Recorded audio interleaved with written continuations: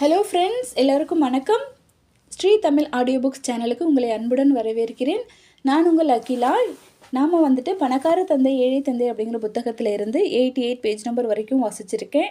இன்றைக்கி பார்த்தீங்க அப்படின்னா 89th பேஜ்லேருந்து வாசிக்க ஸ்டார்ட் பண்ணிடலாம். வாங்க இப்போ வீடியோக்குள்ளே போயிடலாம். வீடியோக்குள்ளே போகிறதுக்கு முன்னாடி நீங்கள் நம்மளோட சேனலுக்கு இப்போ ஃபர்ஸ்ட் டைம் வரீங்க அப்படின்னு சொன்னால் சேனலை சப்ஸ்கிரைப் பண்ண மறக்காதீங்க. அப்படியே பக்கத்தில் இருக்கிற பெல் ஐக்கான் கிளிக் பண்ணி ஆல் ஆப்ஷன் கொடுத்துருங்க. ஸோ தட் நான் போடுற வீடியோஸ் ரெகுலர் அப்டேட்ஸில் உங்களுக்கு கிடச்சிடும். வாங்க இப்போ வீடியோக்குள்ளே போயிடலாம். பெரும்பாலான மக்களின் முதன்மை செலவு வரிகள்தான். பலர் அதை வருமான வரி என்று நினைக்கின்றனர். ஆனால் பெரும்பாலான அமெரிக்கர்களுக்கு அவர்கள் செலுத்தும் மிக உயர்ந்த வரி சமூக பாதுகாப்பு வரிதான். ஒரு ஊழியர் என்ற முறையில் சமூக பாதுகாப்பு வரியும் ஆரோக்கிய பராமரிப்பு வரியும் சேர்ந்து சுமார் 7.5% இருப்பது போல் தோன்றுகிறது. ஆனால் அது உண்மையிலேயே 15% வரியாகும். ஏனெனில் அந்த ஊழியர் செலுத்தும் அதே சமூக பாதுகாப்பு தொகையை அவரது நிறுவன உரிமையாளரும் அரசாங்கத்திற்கு செலுத்தியாக வேண்டும். ஒட்டுமொத்தத்தில் உங்கள் முதலாளியால் உங்களுக்கு கொடுக்க முடியாத பணம் அது. அதற்கும் மேலாக சமூக பாதுகாப்பு வரிக்காக உங்கள் ஊதியத்திலிருந்து பிடித்து கொள்ளப்பட்ட தொகைக்கும் நீங்கள் வருமான வரி செலுத்தியாக வேண்டும். ஆனால் அந்த வருமானம் உங்கள் கைக்கு வரவே இல்லை. ஏனெனில் அது உங்களுக்கு சம்பளம் கொடுப்பதற்கு முன்பாகவே பிடித்து கொள்ளப்பட்டு நேராக சமூக பாதுகாப்பு துறைக்கு அனுப்பி வைக்கப்படுகிறது. மீண்டும் அந்த இளம் தம்பதியரின் கதையை எடுத்துக்கொள்ளலாம். அவர்கள் இருவருடைய வருமானமும் அதிகரிப்பதன் விளைவாக அவர்கள் தங்கள் கனவு வீட்டை வாங்குவதற்கு முடிவு செய்கின்றனர். பிறகு அந்த வீட்டில் குடியேறியவுடன் சொத்து வரி என்று ஒரு புதிய வரியை அவர்கள் செலுத்த நேரிடுகிறது. பிறகு அவர்கள் ஒரு கார், மேசை, நாற்காலிகள், சோபாக்கள், வீட்டு உபயோகப் பொருட்கள் ஆகியவற்றை புதிதாக வாங்குகின்றனர். திடீரென்று அவர்கள் விழித்து கொள்கின்றனர். தங்கள் நிதி நிகர அறிக்கையில் கடன்கள் பகுதி முழுவதும் தவணை தொகைகளாகவும் கடன் அட்டையை கொண்டு வாங்கிய கடன்களாலும் நிரம்பி வழிவதை அவர்கள் உணர்கின்றனர். அவர்கள் செலுத்த வேண்டிய கடன்கள் அதிகரிக்கின்றன. இப்போது அவர்கள் ஒரு பொறியில் சிக்கிக் கொள்கின்றனர். விரைவில் அவர்களுக்கு ஒரு குழந்தையும் பிறக்கிறது. அதனால் அவர்கள் இன்னும் கடினமாக உழைக்கின்றனர். சுழற்சி மீண்டும் தொடர்கிறது. அதிக வருவாய் அதிக வரிகளை உடனழைத்து வருகிறது. அஞ்சலில் ஒரு கடன் அட்டையை வருகிறது. அவர்கள் அதை பயன்படுத்தி அதன் உச்சபட்ச வரம்பு வரை கடன் வாங்கி விடுகின்றனர். கடன் வழங்கும் நிறுவனம் ஒன்று அவர்களை அழைத்து அவர்களது மிகப்பெரிய சொத்தான அவர்களது வீட்டின் மதிப்பு பெரிதும் அதிகரித்திருப்பதாக கூறுகிறது. வாங்கிய கடன்களை சரியான நேரத்தில் அவர்கள் திருப்பி செலுத்தி விடுவதால் அவர்களுக்கு வீட்டின் மேல் கடன் கொடுக்க அந்நிறுவனம் முன்வருகிறது. அதிக வட்டியில் அனைத்தும் அடைத்து விடுமாறு அந்நிறுவனம் பரிந்துரைக்கிறது. அதோடு அவர்கள் வீட்டு கடனுக்காக செலுத்தும் வட்டிக்கு வரி விலக்கும் கிடைக்கிறது. அவர்களும் அந்நிறுவனத்தின் யோசனையை ஏற்றுக்கொள்கின்றனர். அவர்கள் தங்கள் கடன் அட்டை மீதான கடன்களை அடைத்து விடுகின்றனர். பிறகு அவர்கள் நிம்மதி பெருமூச்சு விடுகின்றனர். இப்போது அவர்களது நுகர்வோர் கடனானது வீட்டு தவணையாக மாறியுள்ளது. 30 வருட தவணை திட்டத்தை அவர்கள் தேர்ந்தெடுப்பதால் அவர்கள் குறைவான தவணை தொகையே செலுத்துகின்றனர். இது சாமர்த்தியமான செயலாக அவர்களுக்கு தோன்றுகிறது. கடைவீதிக்கு சென்று வருவதற்கு அவர்களது அண்டை வீட்டார் அவர்களுக்கு அழைப்பு விடுக்கின்றனர். தள்ளுபடி விலையில் பொருட்கள் விற்கப்படுவதாக அவர்கள் இத்தம்பதியினரிடம் கூறுகின்றனர். இத்தம்பதியர் வெறுமனே வேடிக்கை பார்த்துவிட்டு வருவதாக தங்களுக்கு தாங்களே வாக்குறுதி அளித்து கொண்டு அவர்களுடன் புறப்படுகின்றனர். ஆனால் எதற்கும் இருக்கட்டும் என்று தங்கள் கடன் அட்டையையும் கையோடு எடுத்து செல்கின்றனர். இப்படிப்பட்ட இளம் தம்பதியர் பலரை நான் அடிக்கடி சந்தித்திருக்கிறேன்.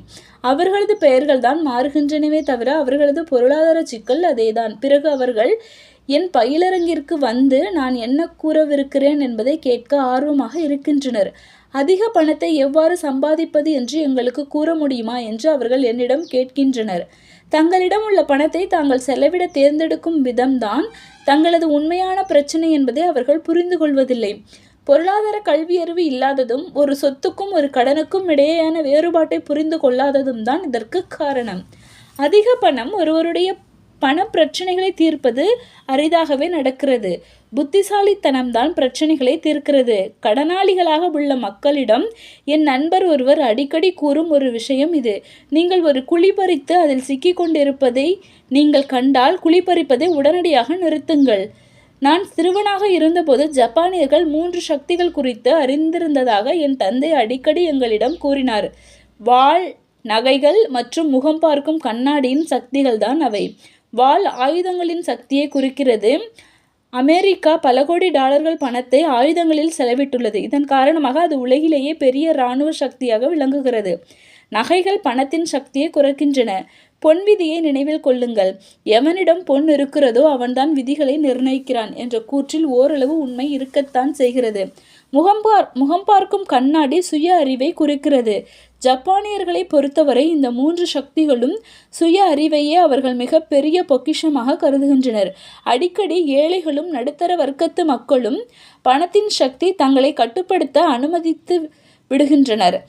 தாங்கள் செய்யும் வேலை உண்மையிலேயே அர்த்தம் வாய்ந்ததுதானா என்று தங்களை தாங்களே கேட்டுக்கொள்வதற்கு பதிலாக காலையில் எழுந்து காலில் சக்கரத்தை கட்டிக்கொண்டு வேலைக்கு ஓடுகின்றனர். பணத்தை பற்றி முழுமையாக புரிந்து கொள்ளாமல் இருப்பதன் மூலம் பெரும்பாலான மக்கள் அந்த பணத்தின் அளப்பரிய சக்தி தங்களை கட்டுப்படுத்துவதற்கு அனுமதித்து விடுகின்றனர்.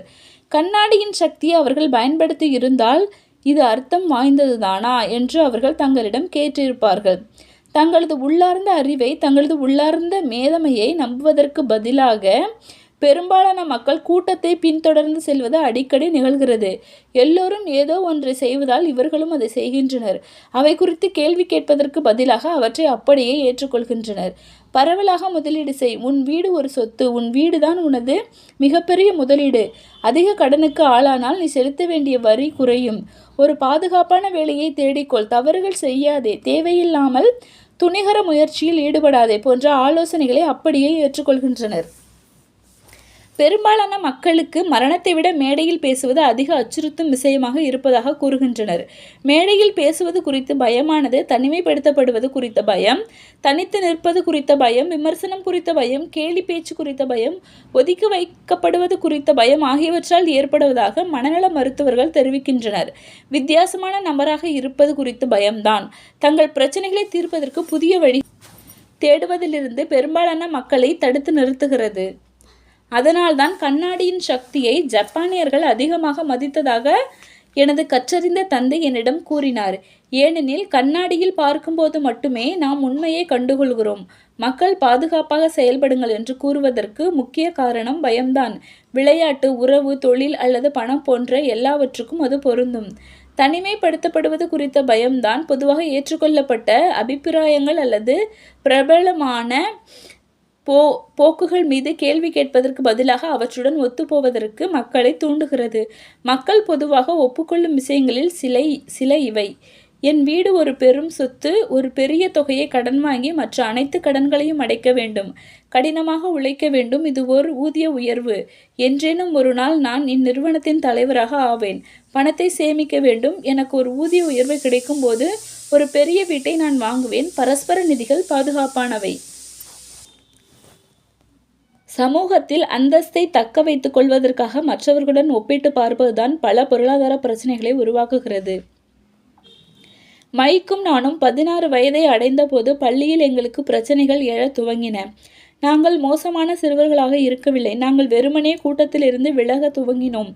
பள்ளி நேரம் முடிந்த பிறகு வார இறுதி நாட்களிலும் நாங்கள் இருவரும் மைக்கின் தந்தையிடம் வேலை செய்தோம். வேலை முடிந்த பிறகு நானும் மைக்கும் அவனது தந்தையுடன் அமர்ந்து வங்கியாளர்கள், வழக்கறிஞர்கள், கணக்காளர்கள், தரகர்கள், முதலீட்டாளர்கள், மேலாளர்கள், ஊழியர்கள் ஆகியோரிடம் அவர் பேசியதை கேட்டு கொண்டிருப்பதில் பல மணி நேரங்களை செலவிட்டோம். 13 வயதில் பள்ளியை விட்டு நின்ற மைக்கின் தந்தை கற்றறிந்த மக்களிடம் கேள்விகள் கேட்டு அவர்களுக்கு கட்டளையிட்டு அறிவுறுத்தல்களை வழங்கி அவர்களை வழிநடத்தி கொண்டிருந்ததை நான் பார்த்தேன்.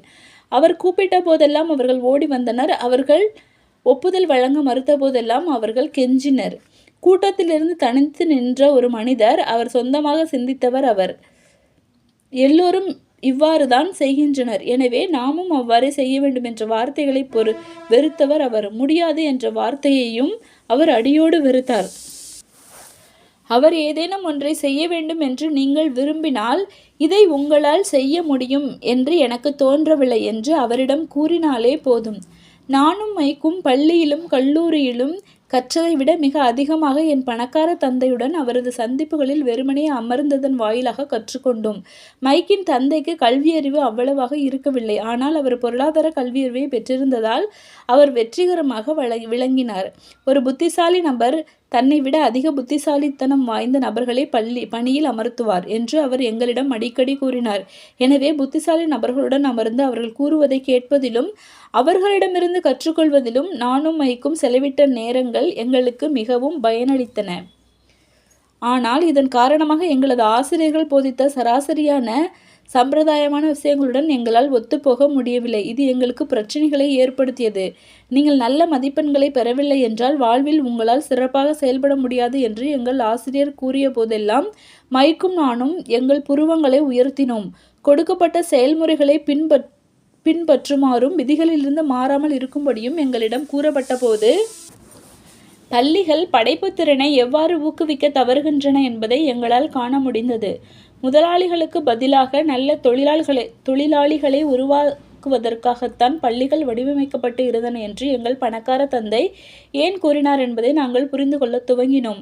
பள்ளியில் படிக்கும் விஷயங்கள் நிஜ வாழ்வில் எவ்வாறு பயனளிக்கின்றன என்றோ பணம் எப்படி வேலை செய்கிறது என்றோ எப்போதாவது நாங்கள் எங்கள் ஆசிரியர்களிடம் கேட்போம். எங்களது இரண்டாவது கேள்விக்கு விடையாக பணம் முக்கியமல்ல என்றும் நாங்கள் கல்வியில் மிகச்சிறந்து விளங்கினால் பணம் தானாக பின்தொடரும் என்றும் அவர்கள் கூறினர். பணத்தின் சக்தியை பற்றி நாங்கள் எவ்வளவு அதிகமாக தெரிந்து கொண்டோமோ அவ்வளவு அதிகமாக நாங்கள் எங்கள் ஆசிரியர்கள் மற்றும் சக மாணவர்களிடமிருந்து விலகினோம். எனது கற்றறிந்த தந்தை என்னுடைய மதிப்பெண்கள் குறித்து ஒருபோதும் என்னை நச்சரித்தது இல்லை. எனக்கு 16 வயது ஆனபோது என்னுடைய பெற்றோர்கள் இருவரையும் விட நான் மிகச்சிறந்த பொருளாதார அடித்தளத்தை பெற்றிருந்தேன் என்று நினைக்கிறேன். என்னால் கணக்கு வழக்குகளை சரிவர வைத்து கொள்ள முடிந்தது. வரி கணக்காளர்கள், வணிக நிறுவன வழக்கறிஞர்கள், வங்கியாளர்கள், வீடு மனைகள் வாங்கல் மற்றும் விற்றலில் ஈடுபட்டிருந்த முகவர்கள், முதலீட்டாளர்கள் போன்றோர் பேசியதை நான் கவனமாக கேட்டேன்.